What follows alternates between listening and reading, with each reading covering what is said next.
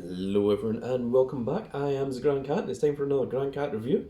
In the last unboxing video we were looking at the Death Egg robot and I thought we would continue that trend and look at one of the other big mechs that Dr. Robotnik created, and we're going straight into the future from the point of Sonic 2 and we're going straight up to Sonic Heroes where we meet E123 Omega.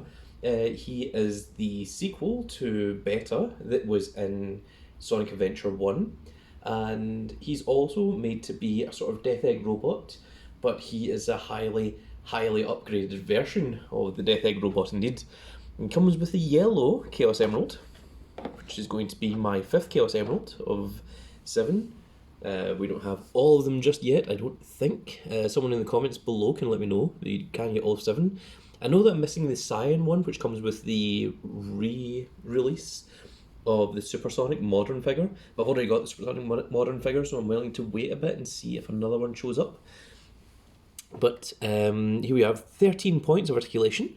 In this series you get the Modern Tails, Modern Sonic Silver, which we also have, and E123 Omega.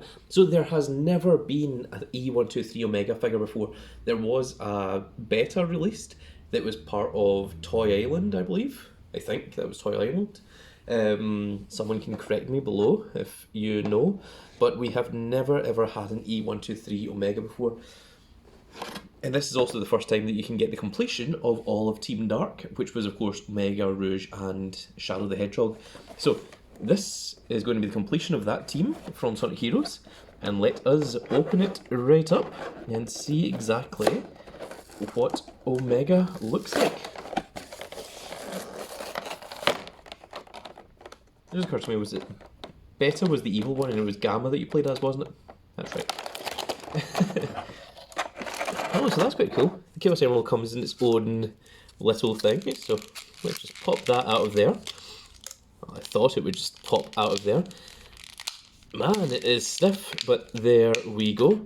And of course with all Chaos Emeralds, it comes with a little hole at the bottom of it, so obviously going to be attached to something at some point. And it also has the bottom of it cut, so that it stands perfectly like that, rather than having to fall over to the side. But now let's look at Omega. So he's quite large actually. He is a wide boy, and he's quite massive. He seems to be coming out of the packaging quite easily, which is unusual, because most of these don't, but there he is. He's very, very glorious, seeing him out of his packaging. So I want to just come round to this side and admire this beautiful creature. So, articulation, the legs that move up and down have great flexibility. The feet are on a ball joint here that you can see. The entire forearm swivels, so that's quite cool. The hands are very, very well detailed, that's awesome to see. He does have the elbow movement, so yes, that does go up. The shoulders do go out as well, so he can fully T-pose. He's very, very easy to move around as well.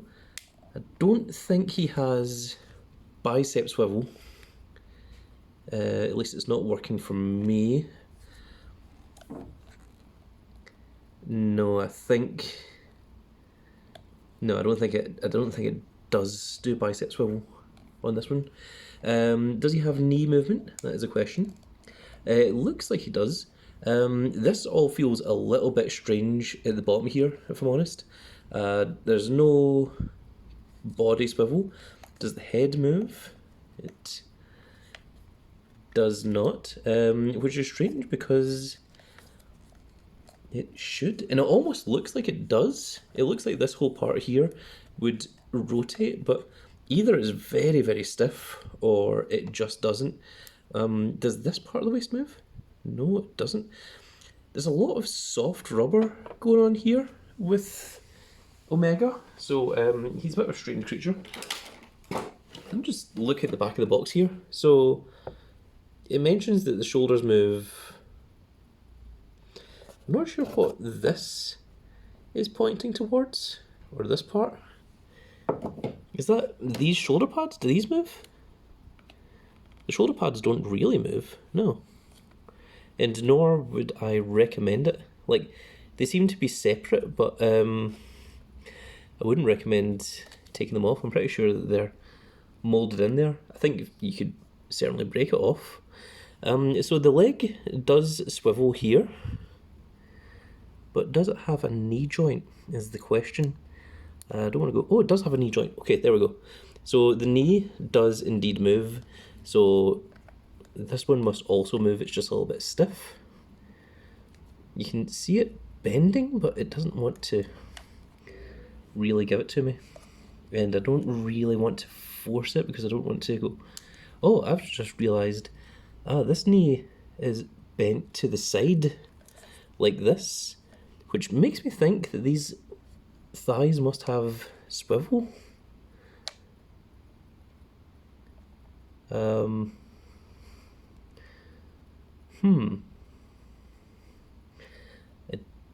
don't know. No, it's still kind of stuck like this. Almost looks like he's got a bit of a broken leg, so that's unusual. I assume that if this thigh swivel does happen, then it happens here, but it feels really pernickety and feels like it could break if I put any kind of strength into it, so I don't really want to. And the legs aren't quite as important as the rest of Omega anyway. So very quickly, let me just pause for just a second and do a little size comparison. And we are back, and I'll move the camera down a little bit. So first off, let's compare him to the original Egg Robots, which is what he was initially based off of. So that's like the very, very prototype versus the full finished version. We can compare him to one of the 2-inch classic figures, which you can see Omega is quite a bit more massive. And lastly, let's compare him to one of the 4-inch figures. I've decided to use the Mechasonic, and you can see that Omega is actually still quite a bit more gigantic.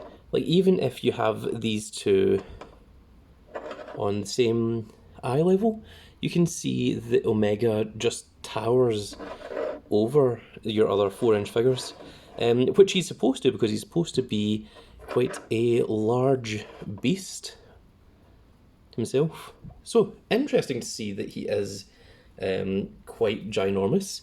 So, oh my goodness, I've lost my gimmick. There it is. Okay, let's bring out the gimmick and we'll give him a full rotation so that you can see the entirety of him, and of course move the camera up so that you can actually see him. And there we go, so that is Omega. He's very, very cool.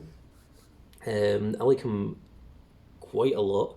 There's actually quite a lot of back detail that I didn't actually mention there, because I was more focused on the arms and the legs, but he's really, really cool, just in terms of a figure.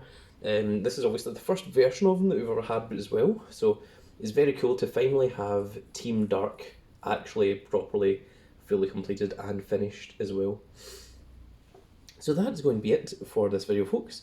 I really hope that you all enjoyed, and if you did enjoy it, please give us a like, share and subscribe, and if you are subscribed, make sure you click that notification icon so that you can see when more of these videos go out. And if you are a fan of Sonic, check out the Sonic playlist that you can find by clicking on the Grand Cat name, and it is under our playlist. With that said, folks, I hope you all enjoyed, and we will see you all in the next video. Goodbye, everybody.